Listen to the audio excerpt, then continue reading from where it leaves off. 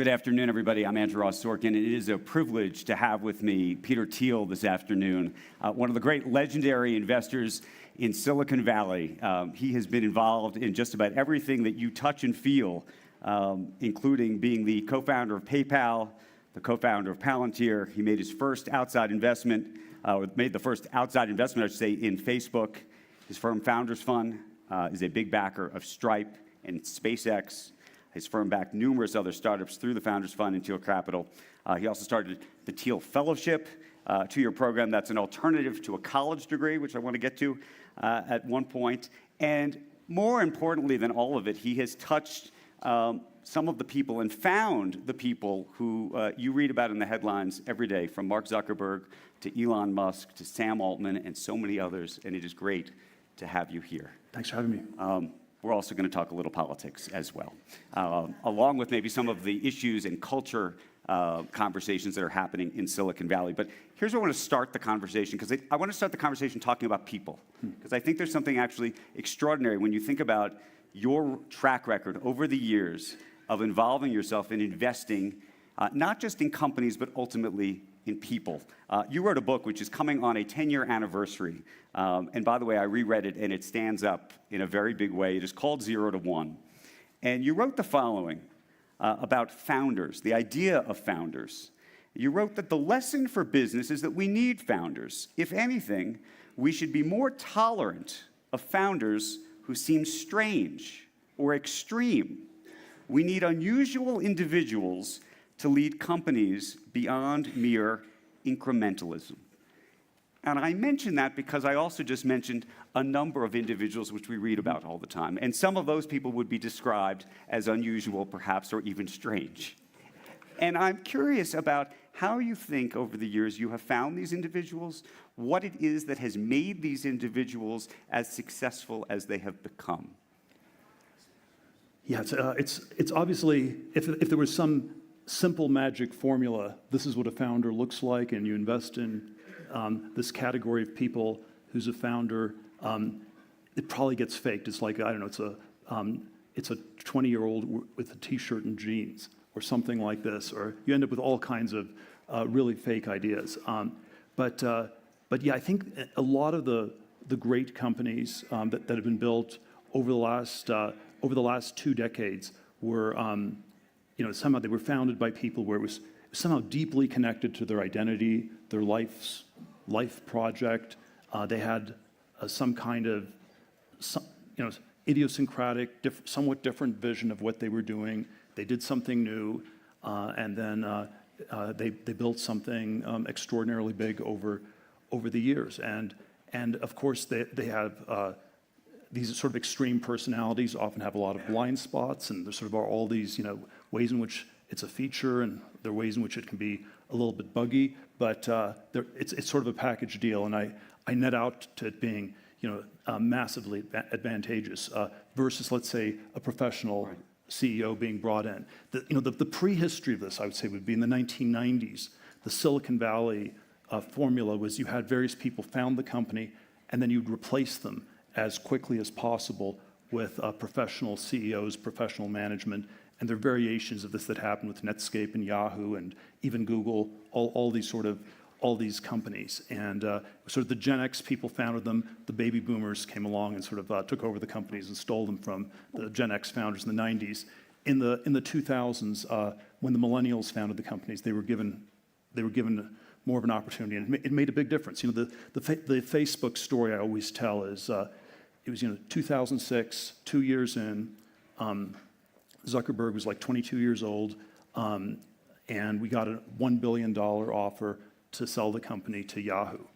And we had a board meeting, there were 3 of us, and we thought we should at least talk about it. It was a lot of money. Zuckerberg would make $250 million, and sort of an 8-hour-long discussion, and he didn't know what he'd do with the money, and he'd just start another social networking company. He kind of liked the one he had, and he didn't know what else he would do, and so he really didn't want to sell.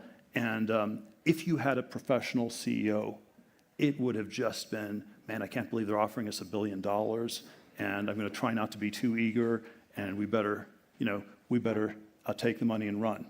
And getting that one thing right makes a big difference. Let me ask you a different question. And all of these individuals had a huge impact on society and have an enormous individual power.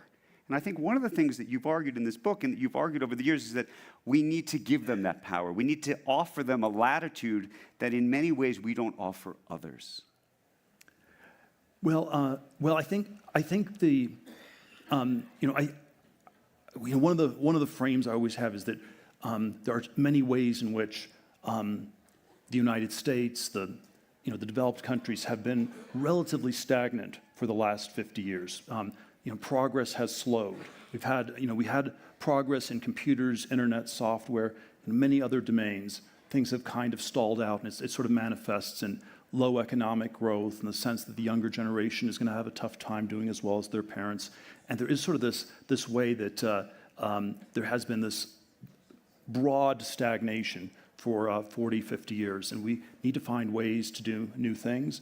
I don't think tech startup companies are the only ways to do them, right. But that is a vehicle for doing it. And if you don't allow these companies to have a certain latitude and flexibility to try to do new things, if you shut it down right away, the stagnation will be worse than ever. Okay, but here's a separate, almost philosophical question. I'm going to read back something you said to the New Yorker. There was a piece about Sam Altman.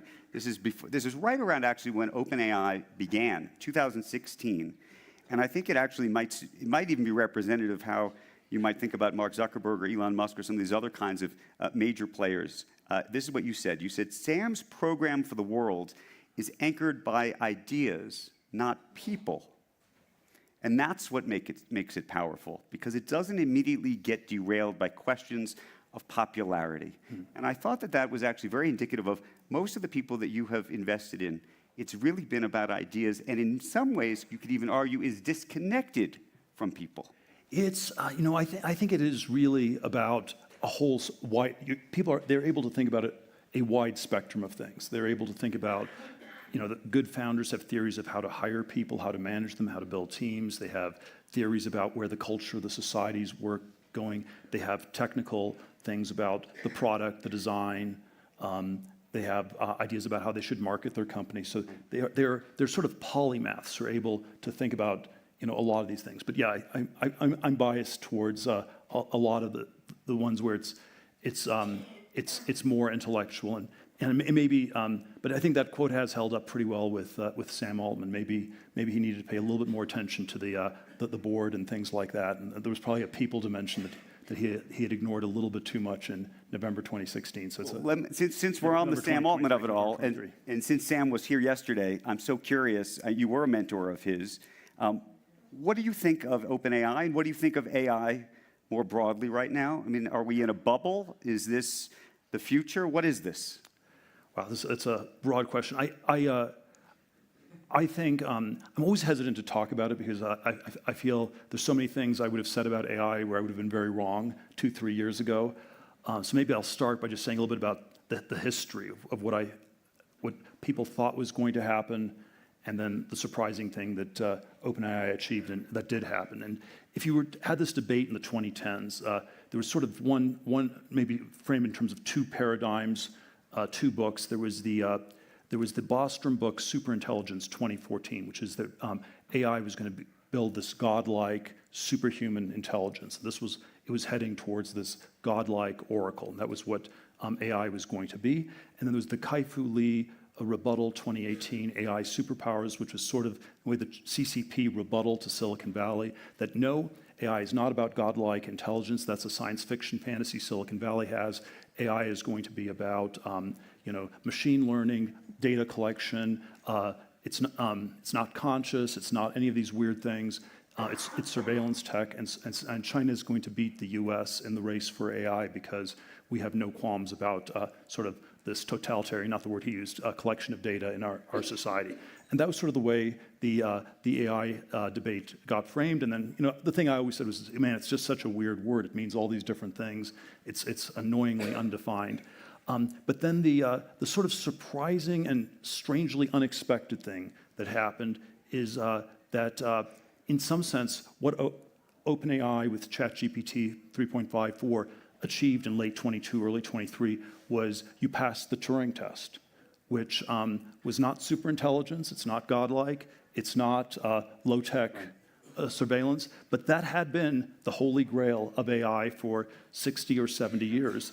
And it's a fuzzy line. The Turing test is you have a computer that can convince you that it's a human being, and it's a somewhat fuzzy line because sometimes, but it pretty clearly hadn't been passed before. It pretty clearly is passed now, and that's a really extraordinary achievement. It raises all sorts of interesting big picture questions. What does it mean? What does it mean to be a human being in 2024? The sort of the placeholder answer I would have been tempted to give a couple of years ago would be something like, the Noam Chomsky idea that, something very important about language. This is what sets humans apart from all the other animals. We talk to each other, and we have these rich semantic syntax things. And so if a computer can replicate that, what does that mean for all of us in this room? And so it's an extraordinary development, and it was also somehow, even though it had been the holy grail, somehow in the last decade before, it was not expected at all. And so there's something very significant about it and very underrated. And then, of course, you get all these questions about, the Econ 1 question, is it a complement? Is it going to make people more productive, or is it a substitute good where it's going to replace people? So what do you think of all of this? And how bullish as an investor are you on this? I mean, what do you think our society is? When you hear Sam Altman talk about this, you say, he's right, that's what it's going to be? Do you think it's going to be something else? You lived through 1999. There's some people who say this is, a hype cycle. Other people say this is the future. Well, it's I'm very anchored on the 99 history, and I somehow always like to say that 99 was both. It was, the peak of the bubble was also, in a sense, the peak of clarity. People had realized the new economy was going to replace the old economy. The internet was going to be the most important thing in the 21st century, and people were right about that. And then the specific investments were incredibly hard to make, and even the no-brainer market leader. So if you said in 1999, the no-brainer investment would have been Amazon stock. It's a leading e-commerce company, and they're going to scale and they'll get bigger.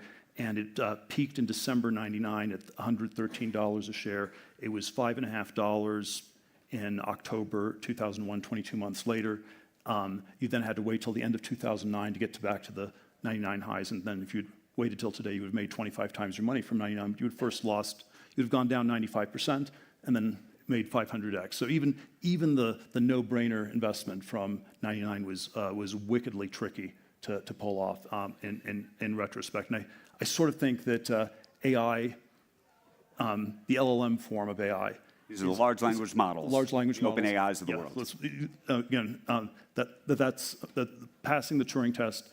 I think it's roughly on the scale of the internet, and so it's an incredibly important thing. It's going to be very important socially, politically, philosophically, about all these questions about meaning, and then the financial investment question I find unbelievably hard and confusing, and it's probably quite tricky. If I had to, if you had to sort of concretize it, one thing that's very strange about if you sort of just follow the money, at this point, 80 to 85% of the money in AI is being made by one company. It's NVIDIA. It's all on this sort of very weird hardware layer, which Silicon Valley doesn't even know very much about anymore. We don't really do hardware. We don't do silicon chips in Silicon Valley anymore. I get pitched on these companies once every 3 or 4 years, and it's always, I have no clue how to do this. It sounds like a pretty good idea, but man, I have no clue, and we never invest, And so, and then there's sort of this theory that the hardware piece makes the money initially, then gets more commodified over time, and it'll shift to software. And the multi-trillion-dollar question is that going to be true again this time, or will NVIDIA sort of have this incredible monopoly? And what's your bet at the moment? I suspect NVIDIA will.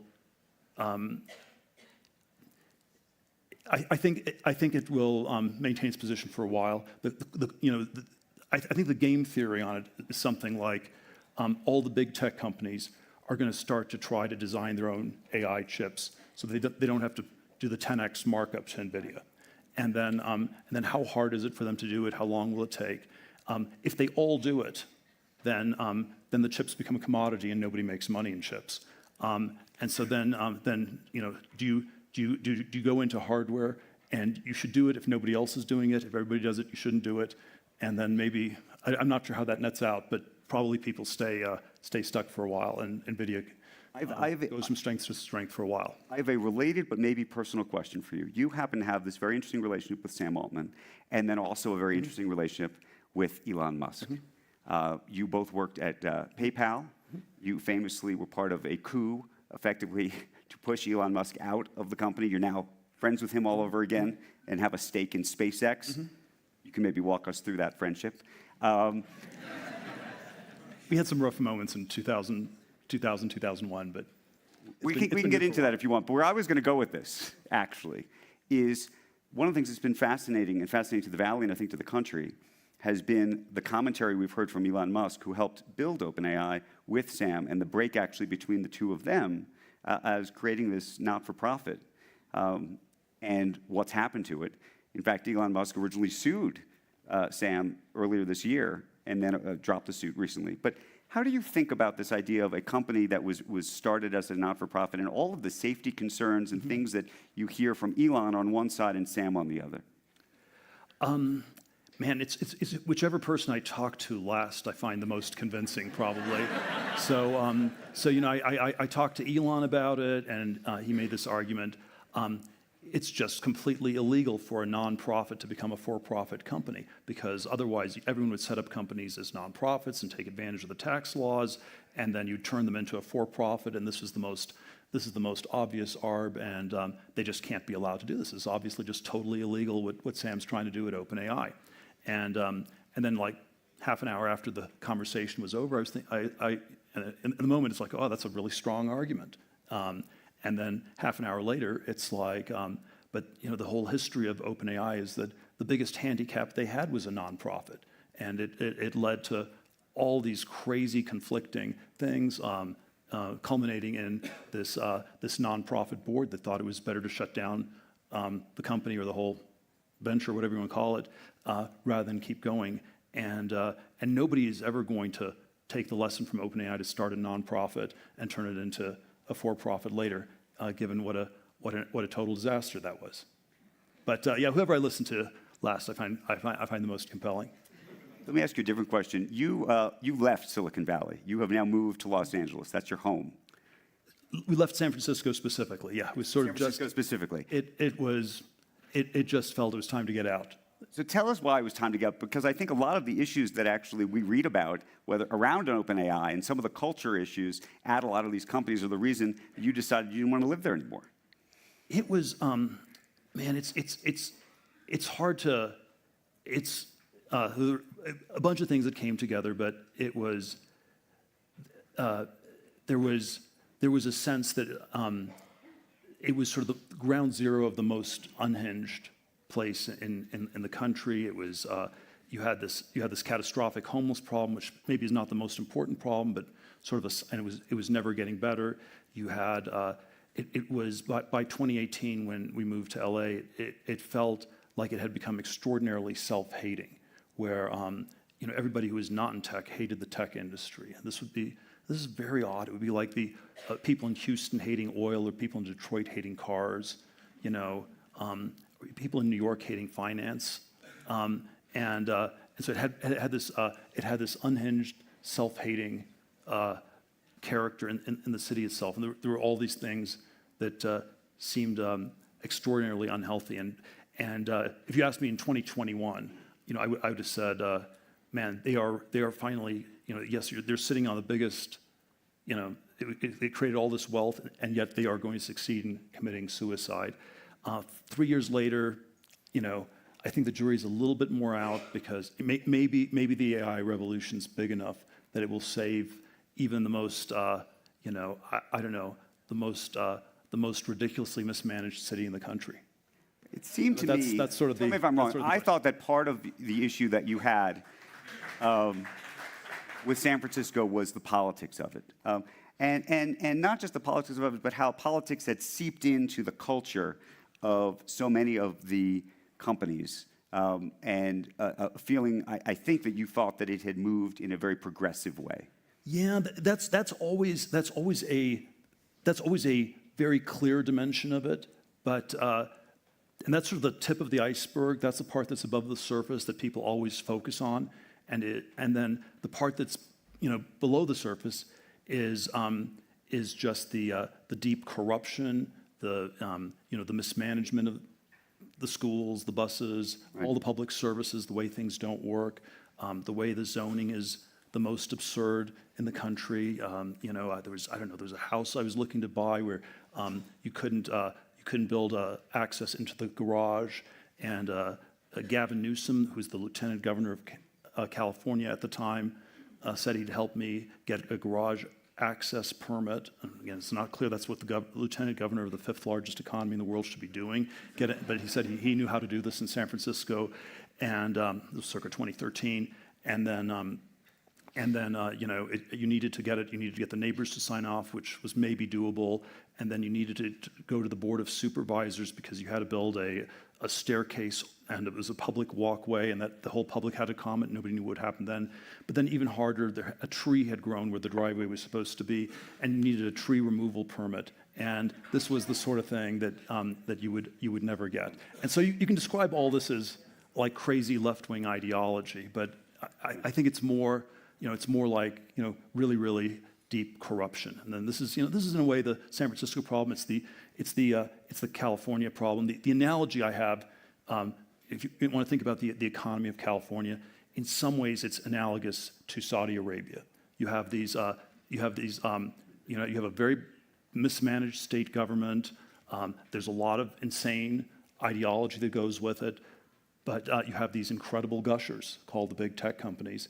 And then there's a way the super insane governance is linked to the gold rush of the place, and so there's sort of there's some point where it'll be too crazy even for California, but California can get away with a lot of stuff you wouldn't get away with elsewhere. San Francisco, my judgment, had gone a little bit too far. Maybe the AI thing is they found one more giant gusher, and maybe you don't have any Saudi money in your fund, I hope. Virtually none. No. Okay. Just in case. Here's a different question, though, because it gets to the politics of this, which is it seems like a shift inside Silicon Valley, and a shift in terms of even the way the companies are managed in a political dimension. And you were very outspoken. Obviously, you supported President Trump in the last go-round. But speak to what do you think, and I want to get to that part too, but I want you to speak first to the shift in the Valley, at least what seems like a shift perception-wise from being a very progressive place to maybe less so. Maybe not. Maybe it's just Larry Summers and I spoke this afternoon, and he said there's, 10 people he thinks are very loud on Twitter, and that's why the world thinks, that between David Sachs and, a bunch of other people, and Elon Musk, that's not representative. But I think you may have a different view. Well, I don't think you'll get a majority of tech people to support Trump over Biden or anything like that. I think you'll get way more than you had 4 or 8 years ago. So, I don't know if you're measuring a relative shift or an absolute number. Those are probably two different measures on that. But I would say that if we ask a very different question about, let's say, extreme wokeness, or I don't even know what you're supposed to call it, there is probably a broad consensus among the good tech founders, startup CEOs, people across a pretty broad range that it's gone way too far. I talked to a lot of these people. A lot of them are, I'd say more centrist Democrats, but it is just, we need to have a secret plan to fight this, and what they tell me behind closed doors is way, way tougher than what they dare say in public. And so it is like, we need to have a plan to hire fewer people from San Francisco, because that's where the employees are the craziest. Right. So if you want to have a less woke workforce, we need to, we're going to have targets about how we steadily move our company out of San Francisco specifically. And yeah, these are the sort of conversations that I've. And do you agree with this? And by the way, let me just read. You probably know Alex. Alex Wang, Scale AI CEO. Yes. Who said that he's put together what he calls a merit-based hiring program. He said he's getting rid of DEI. It says hiring on merit will be a permanent policy at scale. It's a big deal whenever we invite someone to join our mission, and those decisions have never been swayed by orthodoxy or virtue signaling or whatever the current thing is.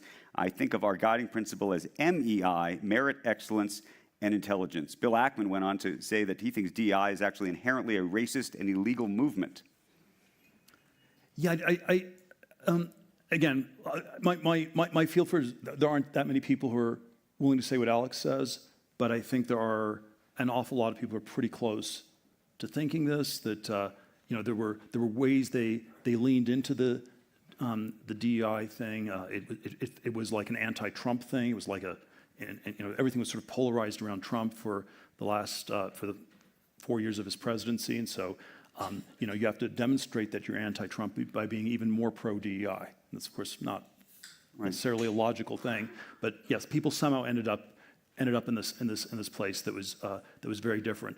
And then there probably there always are questions what drove the DEI movement, the wokeness in these companies, and it probably is overdetermined. There probably is there's a bottom up, woke millennial people who are brainwashed into DEI in their colleges. That's sort of the bottom up theory. There's sort of a cynical corporate version where this is the leadership of the company either believed it or used it as sort of as a way to manage and control their companies in certain ways. The part that I always feel is a little bit underestimated is there was probably also some top-down level from a government regulatory point of view where if you don't do DEI, there is some point where you do get in trouble.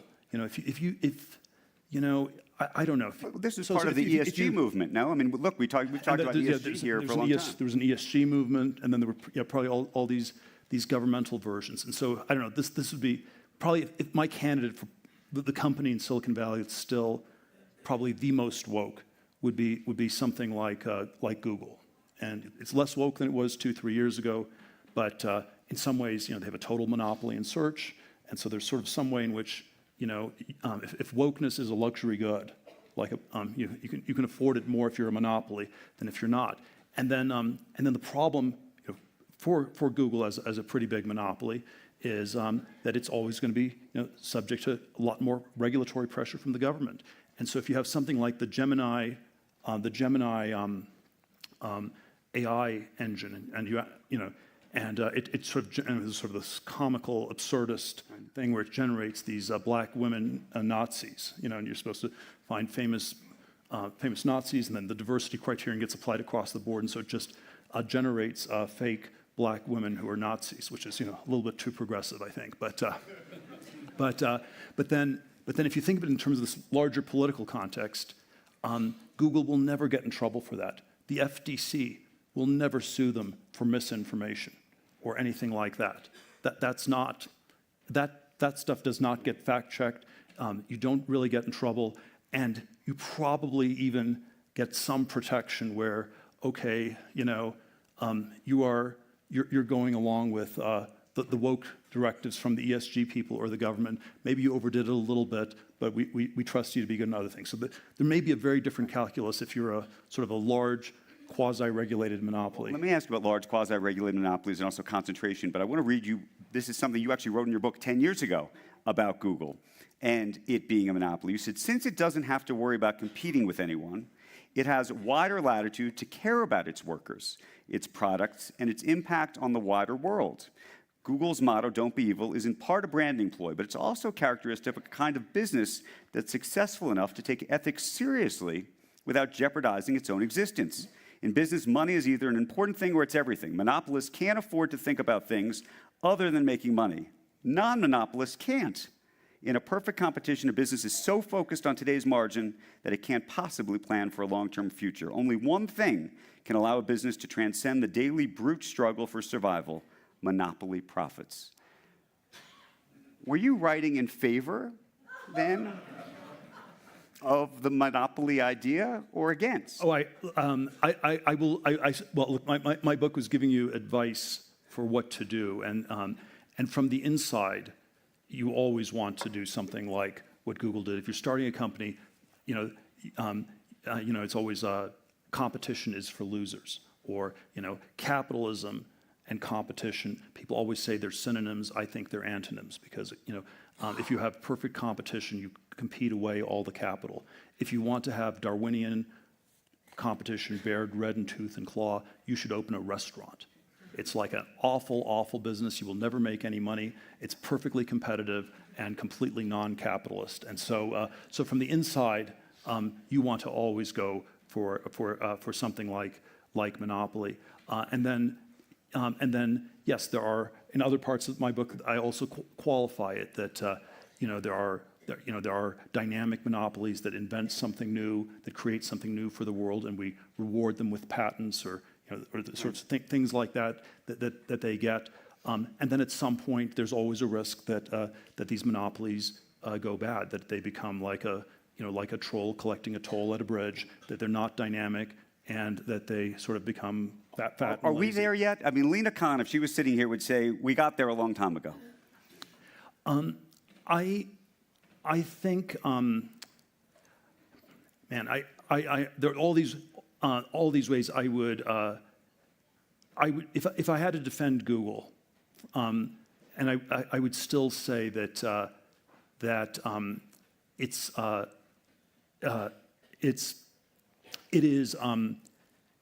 still better run, even in its silly woke way, even in a slightly troll-like toll collecting way, than whatever completely destructive path Lena Khan would have for the company. And so we're still getting more good from Google as it is. Do you feel that way about all the big tech companies? I mean, you have lots of investments in smaller companies that need to access the App Store on Apple's phone. Do you say to yourself that it should be opened up? Do you say they created the store, therefore they should control the store? How do you think about that kind of stuff?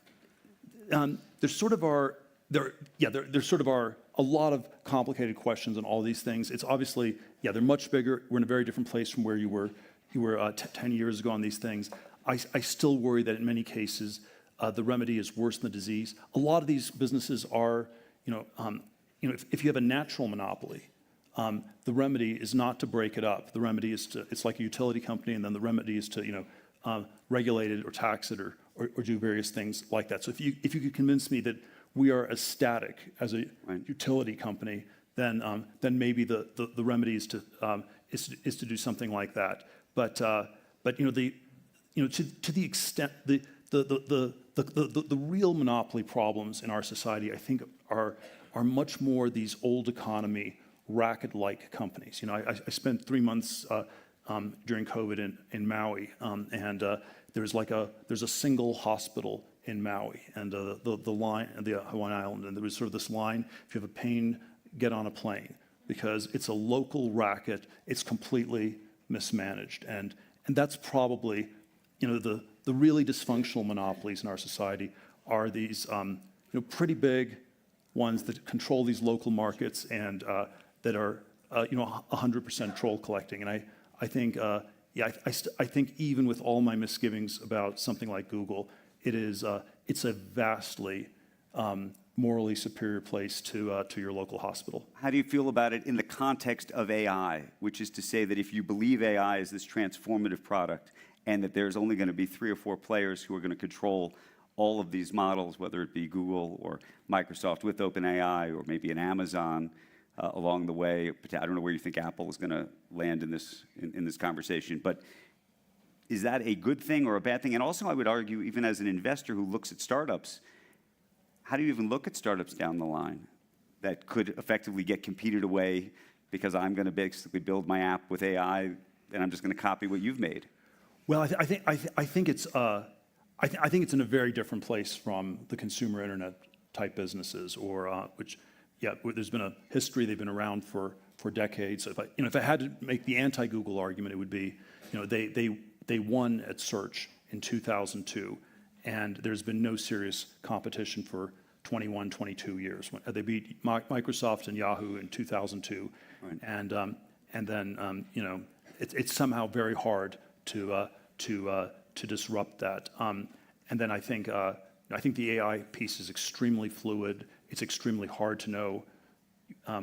It's very hard to know where the value is. And as I said, it's like the obvious monopoly right now is NVIDIA, and but it doesn't seem that durable. That's I mean, if you thought NVIDIA is as durable as Google, I mean, the stock's really cheap. You should just buy it like crazy. And so what the market pricing is telling you is, yeah, they have a temporary monopoly, but it's not very robust. And then on the level of the software companies, I worry that it's OpenAI has a lead. All sorts of other people are going to be able to catch up pretty quickly, and if you have 3 or 4 doing the same thing, that's a lot more than one. I want to pivot. Very different set of economics. I want to pivot the conversation again because another investment that you've made and been very public about is Bitcoin. And you have remained a very big bull. You have come out publicly and you said that enemy number one to Bitcoin is the sociopathic grandpa from Omaha that you described as Warren Buffett. Can you tell me what you were thinking when you said that? It got a lot of laughs, so somehow people, it probably hit some kind of a nerve, but it was it was in a 2022 Bitcoin convention talk I gave, and there were 3 separate enemies. There was Jamie Dimon, Larry Fink, who's no longer an enemy, by the way. Yeah, he sort of shifted, but but anyway, I can say some anti-Larry Fink things too. But and then there was Warren Buffett, and the rough context was my sort of political sociological analysis was the cryptocurrencies it was a revolutionary youth movement, but for them to really take over, you needed it couldn't just be a student uprising like 1968. You needed to get the rest of the society on board, and as long as the old people were going to sit on their hands, that was the big blocker for cryptocurrencies to go to the next level. And are you still convinced? I think it's gotten partially unlocked with the Bitcoin ETF.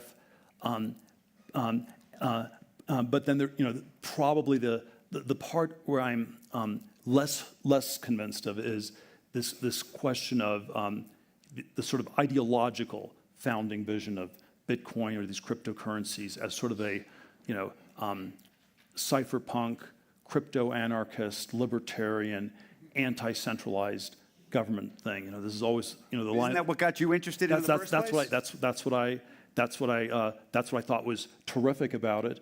And then the question is, does it really work that way, or has that thread somehow gotten lost? And so when people in the FBI tell me that they'd much rather have criminals use Bitcoin than $100 bills, it suggests that maybe it's not quite working the way it was supposed to. Have you sold any of your Bitcoin? I still hold some. There are all these ways I didn't buy as much as I should have, and I'm not sure it's going to go up that dramatically from here. From here? Yeah, I think we got the ETF edition, and I don't know who else buys it quickly from here. Some interesting investment advice. That actually surprised me because I don't think I've heard you. I thought you were still all in. I still have a small position. It probably still can go up some, but it's going to be a volatile, bumpy ride. And I had a dual reason. One was this sort of ideological, decentralized future of computing world that I really do believe in. Really believe would be better. And it seemed like the perfect vehicle for that for such a long time. And I am just much less convinced of that. And so Interesting. So maybe Larry Fink with the BlackRock ETF surrendered to the forces, the anti-ESG forces, or maybe it's more like Bitcoin's been co-opted by them, and I worry it was more the latter. Okay, different question. SpaceX, that's another big investment for you. After ousting Elon Musk, you became friends with him again. What does that look like to you in the future? Is that going to be the biggest and best investment you've ever made when this is all said and done? Man, I'm always sort of hesitant to sort of pitch these companies too much, but I think there were sort of a lot of different things that came together. When Elon was building both Tesla and SpaceX in the 2000s, I mean, people thought he was just really, really crazy. And I think even a lot of those of us who'd worked with him at PayPal, there was this PayPal book that David Sachs and I thought of writing, and the Elon chapter was I think entitled something like "The Man Who Knew Nothing About Risk" or something like this. And there are all these sort of crazy Elon stories I could tell.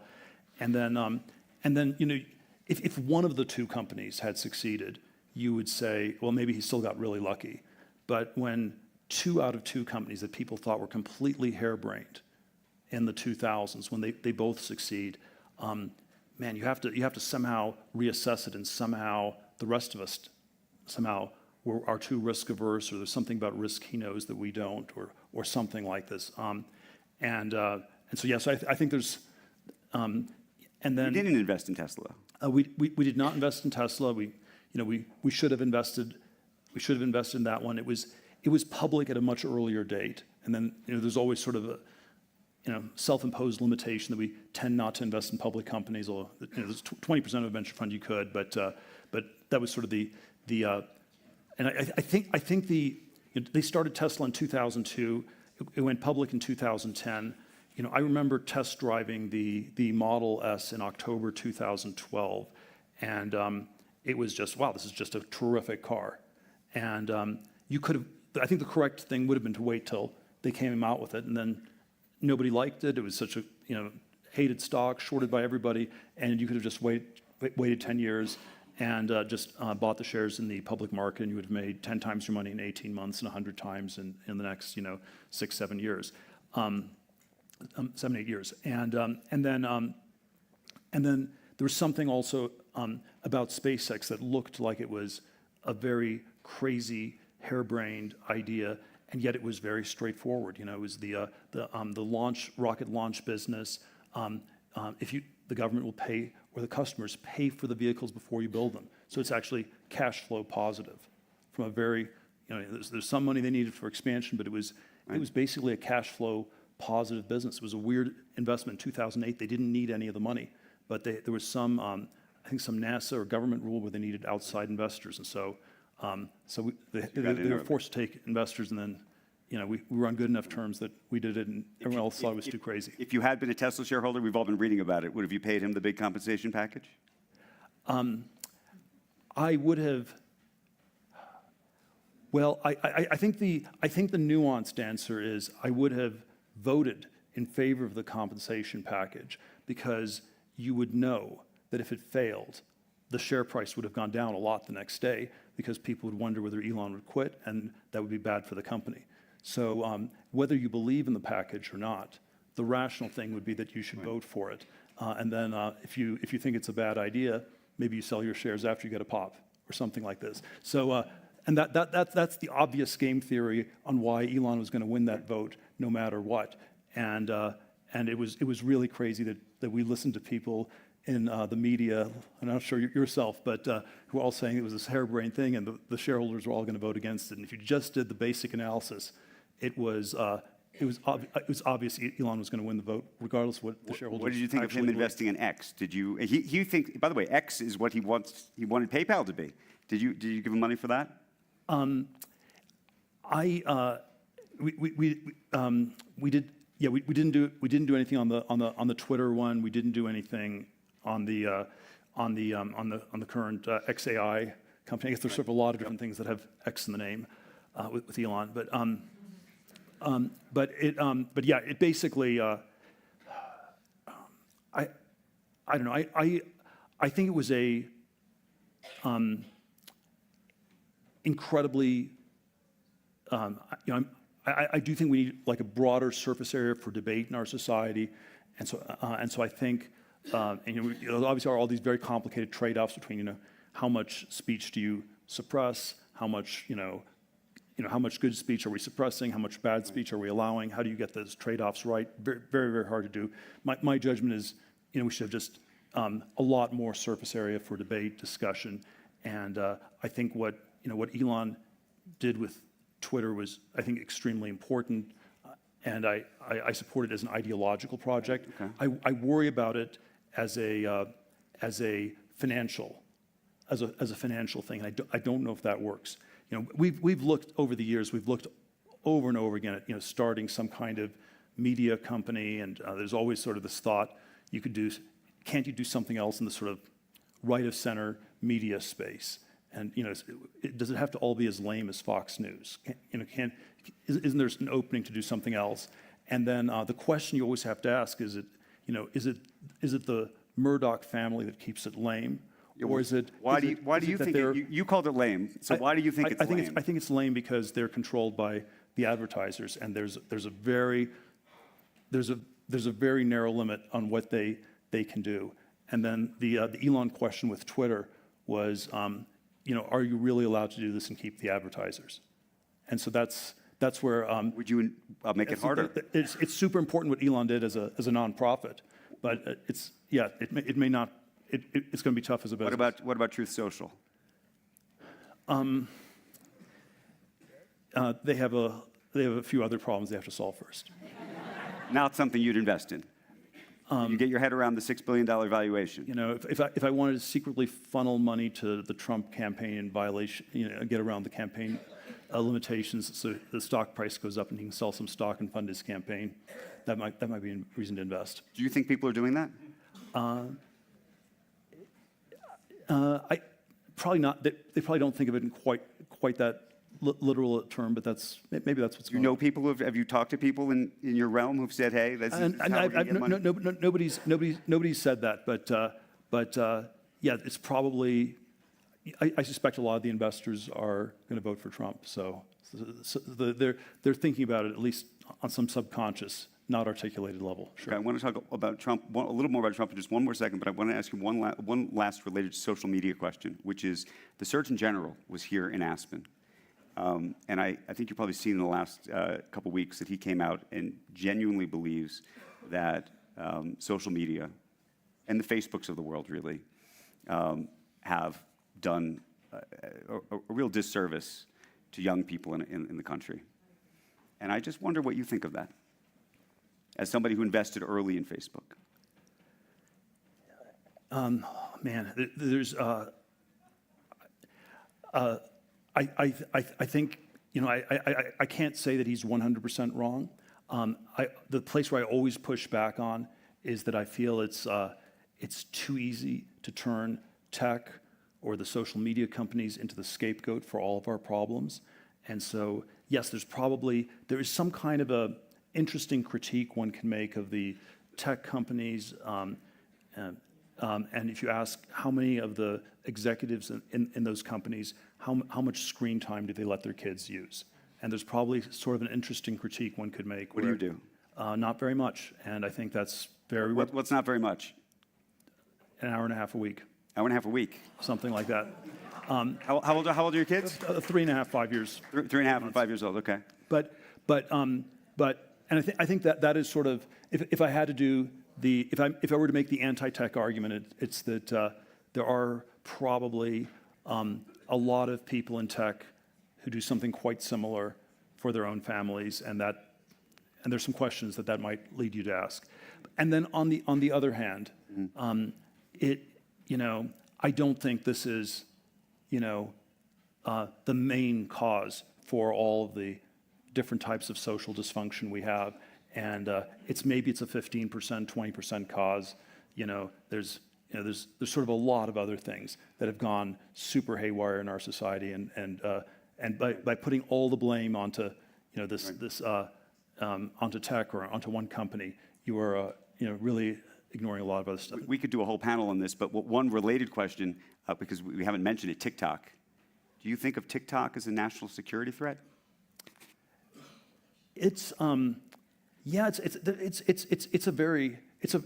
something very strange going on, since obviously the TikTok algorithms for the U.S. are very different from the ByteDance algorithms in China, and so Would you shut it down in this country? I think I probably would lean towards a tougher response. I think, just to shift from the normative to this, I don't think we're going to do anything. You know, I met the TikTok CEO last summer, and the Singaporean guy, the TikTok CEO, and I told him he didn't need to worry about it being shut down in the U.S. And maybe I'm wrong, but I think because you don't because it will not. We are incompetent and slow and bureaucratic, and we will never get our act together in dealing with the problems of China until the day they invade Taiwan, and then it will be shut down within 24 hours. And since I think there's a 50-50 chance that China will invade Taiwan in the next 5 years, my advice to the TikTok CEO was, you should take all your people and computers and get them out of China, because once Taiwan gets invaded, it'll be too late. So that's my advice. But you don't need to worry about us doing anything before then. And then his somewhat I'm not sure good or worrisome answer was that they had studied World War I and World War II very carefully, and there were a bunch of companies that were able to trade with all sides in those wars. By the way, that implies that he also thinks that China is going to invade Taiwan. He did not. You know, again, I didn't frame it deterministically. I said 50% chance, 5 years. We are over time, but we're going to keep going just for a little bit, because I promised you we're going to talk a little bit about politics, and I want to talk about your own politics, your own personal politics. You were very vocal and outspoken about supporting who is now the former president the last time. You have been less outspoken this time. We're all going to watch the debate tonight. So before we even get into the lessons and everything that you've learned and all of your prior experience, are you planning to support the president this time? You know, Or the former president, I should say. You know, you hold a gun to my head. I'll vote for Trump.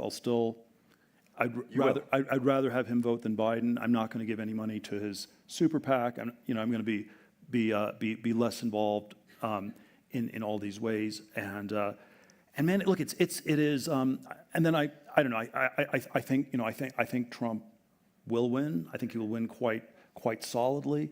It's not. I don't think it's going to even be close. And then my pessimistic look ahead function is, after he wins, there will be a lot of buyer's remorse, because the elections are A/B tests. You know, if you ask me to make a pro-Trump argument, I wouldn't, but I can probably come up with anti-Biden arguments.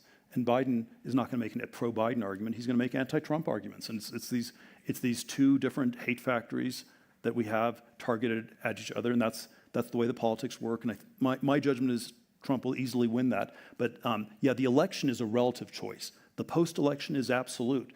And then it'll be like, you know, if Biden wins, like, how did we get this senile old man? And if Trump wins, it'll be, wow, this is, you know. Can I just ask you this? It's still like this clown show, or whatever people will say. I'm not going to ask you to make the pro-Trump argument. But that's sort of. I understand. But let me ask you about what I imagine is your anti-Biden argument. I look at the last 4 years and say to myself, if you were in Silicon Valley and you owned stock in these tech companies over the last 4 years, they virtually did nothing but go up. And I know, and I wonder if you can make the argument, because we can talk about lean econ and we can talk about regulations and potential taxes and all sorts of things, but it's hard for me to look at the last 4 years and say, especially if I was sitting, I would imagine, in your seat and say, this was a terrible travesty. But maybe I don't understand. Well, I mean, I don't know.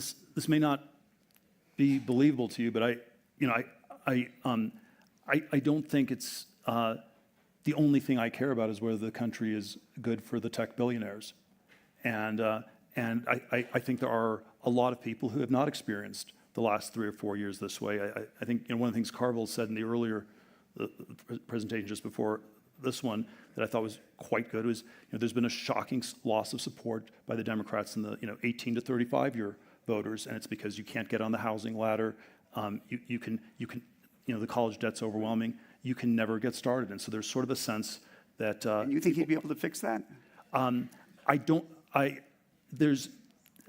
think it's just an up-down referendum on the incumbent at this point, and my guess is that the sense is Biden's definitely not going to fix it, and his time will run out, and that's that. And then this is where I'm not overly excited. I don't think Trump will particularly fix it, but look, the place where people at this in the audience here, I think, are just maximally divergent. Yes, the stock market has been great for people here. You're in this wonderful bubble in Aspen where it's like, I don't know, Clinton is still president and it's 1995, and everything is just getting better every day in every way, and it's like some new age chant. If you just say that to yourselves, it's true, and then the part of the Trump statement that I think was the most offensive thing he said. It was very offensive, not just to Democrats and to a lot of Republicans, and especially Silicon Valley, was "Make America Great Again," because that was a pessimistic slogan. It was the most pessimistic slogan a major presidential candidate ever had, because what it says implicitly is this is no longer a great country. Right. And that's what you are never supposed to say, especially if you're a Republican.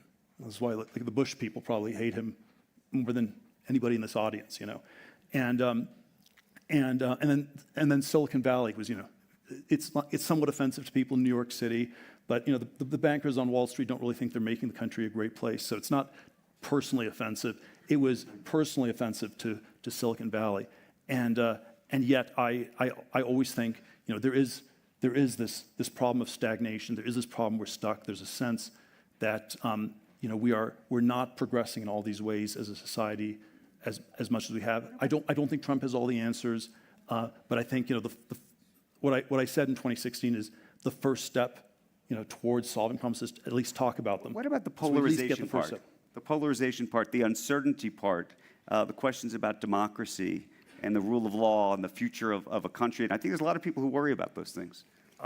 Sure, those are all still. Those are things you probably wouldn't worry about if Biden was the president, right? I feel the country is still very polarized. It's been getting more polarized for decades.